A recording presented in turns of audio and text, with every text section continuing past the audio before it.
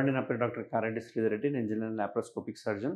నేను treatment range hospital KPHB road number 4 Kukatpally, హైదరాబాద్‌లో available ఉంటాను. చాలామందికి పైల్స్ అంటే ఏంటి? పైల్స్ వలన వచ్చే కాంప్లికేషన్స్ ఏంది? పైల్స్‌కి ఎటువంటి అడ్వాన్స్‌డ్ చికిత్సలు ఉన్నాయనేది చాలామందికి తెలీదు. బట్ ఇది నేను జస్ట్ ఈ చిన్న వీడియోలో మీకు జస్ట్ బ్రీఫ్‌గా ఒక ఐడియా ఇస్తాను. అసలు పైల్స్ అంటే ఏంటి? ఫిస్టులా అంటే ఏంది? ఫిషర్ అంటే ఏంటి? అసలు ఈ మూడిటికి వ్యత్యాసం ఏంటనేది చూద్దాం ఇవాళ. సో మామూలుగా యానల్ కెనాల్ మోషన్ పోయే ద్వారం ఏదైతే ఉందో ఒక చిన్న హోల్. ఆ హోల్ ఏంటి అంటే మన లిప్స్ లాగా ఉంటుందన్నట్టు. సో లిప్స్ మనం ఎంతవరకు తెరవగలుగుతామంటే నోరు ఎంత పెద్దగా తెరిస్తే అంతవరకు మనం తెరవగలుగుతాం. సేమ్ అట్లనే యానల్ కెనాల్ కూడా ఒక లెవెల్ వరకు స్ట్రెచ్ అవుతుందన్నట్టు. ఆ స్ట్రెచ్ అయిన లెవెల్ స్ట్రెచ్ అయిన దానిలోనే మనం మోషన్ పోవాలి. సో ఇక్కడ ఏమవుతుందంటే మోషన్ హార్డ్‌గా పోయే వాళ్ళకి, ముక్కి ముక్కి పోయే వాళ్ళకి, స్ట్రెయిన్ అయ్యే వాళ్ళకి, గట్టి మోషన్ పోయే వాళ్ళకి ఏమవుతుందంటే యానల్ కెనాల్ ఎళ్ళేటప్పుడు ముక్కడం వల్ల ఇది చీల్చుకుంటూ వెళ్ళిపోతుంది. అంటే మోషన్ పోయే ద్వారం కూడా చిట్లిపోతూ ఉంటుందన్నట్టు. అట్లా చిట్లిపోవడాన్ని మనం ఫిషర్ అంటాం అన్నట్టు. సో దీని సింప్టమ్స్ ఎలా ఉంటాయంటే విపరీతమైన పెయిన్, మంట, బర్నింగ్ సెన్సేషన్ ఉంటుంది. నెక్స్ట్ డే మోషన్ వెళ్ళాలంటే ఒక ఏడుపు వస్తుంటది. కళ్ళలో నీళ్లు తిరుగుతుంటాయి. నెక్స్ట్ డే మోషన్ పోవడానికి ఇష్టపడరు. వాళ్ళు ఆపుకుంటూ ఉంటారు. ఇట్లా ఆపుకోవడం వల్ల ఆ మోషన్ ఇంకా హార్డ్‌గా ఫార్మ్ అయిపోయి ఒక 2 డేస్ తర్వాతైనా మోషన్ వెళ్ళాలి కాబట్టి మళ్ళీ ముక్కడం స్టార్ట్ చేస్తారు. ఆ చిగిపోయిన చోట, చిట్లిపోయిన చోట మళ్ళీ చిట్లిపోవడం ఇట్లాంటివన్నీ చూస్తూ ఉంటాం అన్నట్టు. ఇట్లా చిట్లిపోవడం వల్ల ఏంటంటే అక్కడ విపరీతమైన పెయిన్ ఉంటుంది, మంట ఉంటుంది, బర్నింగ్ సెన్సేషన్ ఉంటుంది. అండ్ దాంతో పాటు మెయిన్‌గా రక్తం పడుతుందన్నట్టు. ఈ రక్తం కూడా కొందరికి మోషన్ వెళ్ళే స్టార్టింగ్‌లో పడుతుంది. కొందరికి మోషన్‌తో పాటు తీగలాగా పడుతుంటుంది. కొందరికి మోషన్ అంతా అయిపోయిన తర్వాత చిట్లినట్టుగా కమ్మోడంత రక్తం పడుతూ ఉంటుంది. డ్రాప్ డ్రాప్ పడుతూ ఉంటుందన్నట్టు. సో దీన్నే ఫ్యూజన్ అంటుంటాం. రెండోది చూసుకుంటే గనక ఈ కాన్‌స్టిపేషన్ ఉండడం వల్ల మోషన్ పోయే వాల్ అంటాం కదా! ద్వారం దగ్గర ఉండే గోడలు ఏదైతే ఉందో, ఆ గోడలకి ప్రెషర్ వలన కిందికి మూవ్ అవుతుండడం వల్ల కంటిన్యూయస్‌గా ప్రెషర్ పడడం వల్ల మనకు మోషన్ చుట్టూ రక్తనాళాలు ఉంటాయన్నట్టు. సో, ఈ చెడు రక్తనాళాలు అంటారు కదా! ఆ చెడు రక్తనాళాలు మెల్లగా సాగుతూ ఉంటాయన్నట్టు. ఇట్లా సాగడాన్నే మనం పైల్స్ అంటుంటాం అన్నట్టు. సో, పైల్స్ అంటే అది ఒక ముద్ద లాంటిది. ఆ ముద్ద ఏమవుతుందంటే ఎక్కడి నుంచి వస్తుంది అంటే పైనుంచి మనకు రక్తనాళాలే సాగి, సాగి, సాగి ముద్దలాగా వస్తుంటుంది. సో, వీళ్ళకేం సింప్టమ్స్ ఉంటాయంటే పెయిన్‌లెస్ బ్లీడింగ్ ఉంటుంది.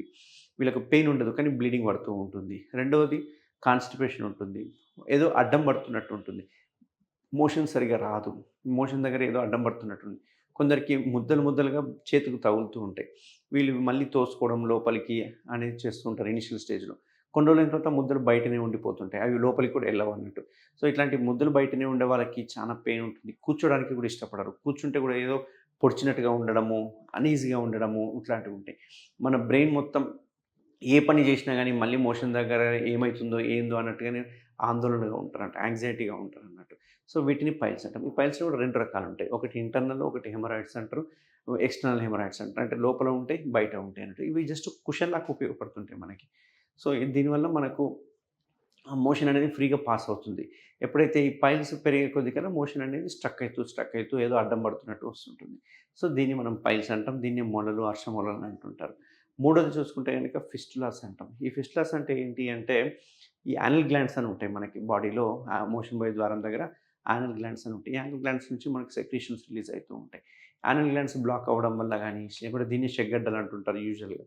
చీమగడ్డలు అంటుంటారు. ఇట్లాంటి చీమగడ్డలు ఏందంటే యానల్ కెనాల్ చుట్టూ ఎక్కడో దగ్గర చిన్న గుల్లలాగా ఫార్మ్ అయ్యి స్లోగా పెరిగి, పెరిగి పెద్దగా అయిపోతూ ఉంటాయి. ఈ పెద్దగా అయిన తర్వాత అవి మెల్లగా పగిలిపోవడము, పగిలిపోయేటప్పుడు అవి బయటనే పగిలిపోకుండా మెల్లగా దారి చేసుకుంటూ లోపలికి సొరంగంలాగా తవ్వుకుంటూ ఎళ్లి అవి మోషన్ పోయే ద్వారంలో కూడా పగిలిపోతూ ఉంటాయి. సో, దీనివల్ల ఏమవుతుందంటే మోషన్ ద్వారం లోపల, మోషన్ ద్వారం బయట చర్మం దగ్గర 2 సైడ్‌ల ఓపెనింగ్ అనేది మనం చూస్తూ ఉంటాం. ఇట్లా 2 సైడ్‌ల ఓపెనింగ్ ఉంటే దాన్నే మనం ఫిస్టులా అంటాం. ఇవి ఒక పట్టణం మానవు. ఇవి ఏమైతాయంటే కొన్ని రోజులు డిశ్చార్జ్ వస్తుంటుంది. అంటే చీము కారుతా ఉంటుంది. కొన్ని రోజులు కాగానే కంప్లీట్‌గా బంద్ అయిపోతది. మళ్ళా నెల, 2 నెలల వరకు అసలు ఉందా అనిపిస్తది. అసలు కంప్లీట్‌గా క్లోజ్ అయిపోతది. కనపడను కూడా కనపడదు. మళ్ళా 2 నెలల తర్వాత మళ్ళీ ఓపెన్ అయితది. మళ్ళీ చీము కారుతది. మళ్ళీ కొన్ని రోజులు ఉంటది. 10, 15 రోజులు. మళ్ళీ క్లోజ్ అయిపోతుంది. అట్లా వస్తూ పోతుంటది, వస్తూ పోతుంటది. దీన్ని ఇట్లే వదిలేసేస్తే ఏమవుతుందంటే రికరెంట్ యాబ్సెస్ ఫార్మ్ కావడము, రికరెంట్ మల్టిపుల్ ఫిస్టులాస్ ఫార్మ్ కావడము, మల్టిపుల్ బ్రాంచెస్ ఫార్మ్ కావడం ఇట్లాంటివన్నీ చూస్తాం. దీన్నే ఫిస్టులాస్ అంటారు. So, fisher, fistula and piles 3 different entities అన్నట్టు.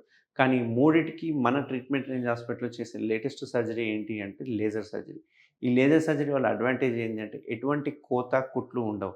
ఎటువంటి బ్లేడ్ కూడా యూజ్ చేయం. ఒక చుక్క రక్తం కూడా కారదు. జస్ట్ లేజర్ ద్వారానే ఈ మూడిటికి చికిత్స చేస్తాం. ఈ మూడిటికి చికిత్స ఎంత ఈజీ అంటే 10-15 మినిట్స్ మాక్సిమం టైం పడుతుంది దీన్ని సర్జరీ చేయడానికి. అండ్ ఒకవేళ పేషెంట్ బాగుంటే కనుక 6 to 8 అవర్స్‌లో డిశ్చార్జ్ అవ్వడం జరుగుతుంది. అనస్థీషియా ఎఫెక్ట్ గనక డిలే అయితే గనక 24 అవర్స్ హాస్పిటల్‌లో స్టే చేసుకోవాల్సి వస్తుంది.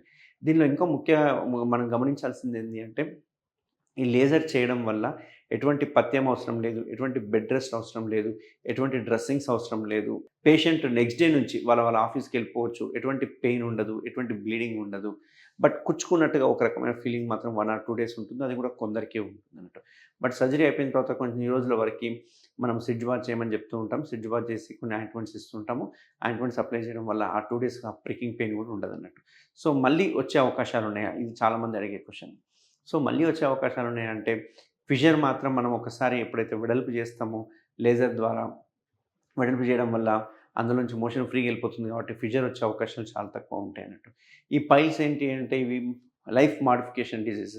ఈ పైల్స్ కానీ ఫిస్టులాస్ కానీ మనం చేసిన తర్వాత లైఫ్ స్టైల్ మాడిఫికేషన్ చేసుకోవాలి. అంటే హై ఫైబర్ డైట్ తీసుకోవడం కానీ, వాటర్ కంటెంట్ ఎక్కువ తీసుకోవడం కానీ, ఫ్రూట్స్ ఎక్కువ తీసుకోవడం కానీ, ఇట్లాంటివన్నీ జాగ్రత్తలు తీసుకుంటే కనుక ఇవి మళ్ళీ మళ్ళీ రాకుండా మనం అరికట్టచ్చు.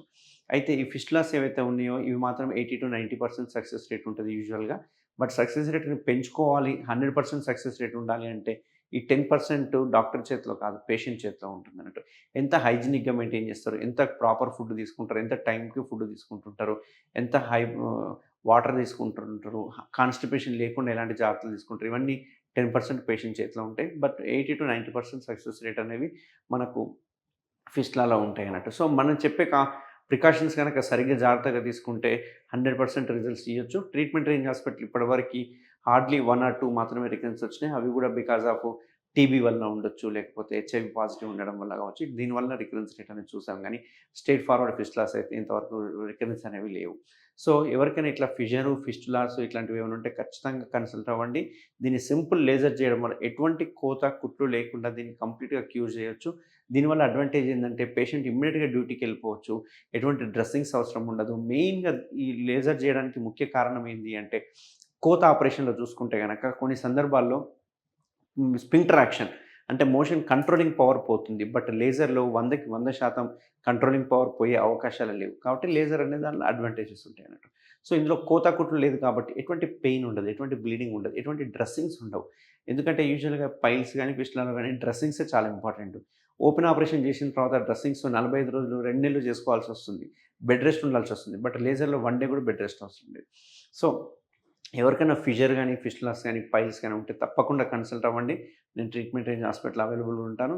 దీనికి మనము లేజర్ ద్వారా శాశ్వత పరిష్కారం అందించవచ్చు. Thank you very much. Thank you Sridhar Reddy sir. Thank you doctor Sridhar Reddy sir. Thank you Sridhar Reddy sir. Thank you Sridhar Reddy sir. Thank you Sridhar Reddy sir. Thank you Sridhar Reddy sir. Thank you Sridhar Reddy sir. Thank you Sridhar Reddy sir. Thank you Sridhar Reddy sir. Thank you Sridhar Reddy sir.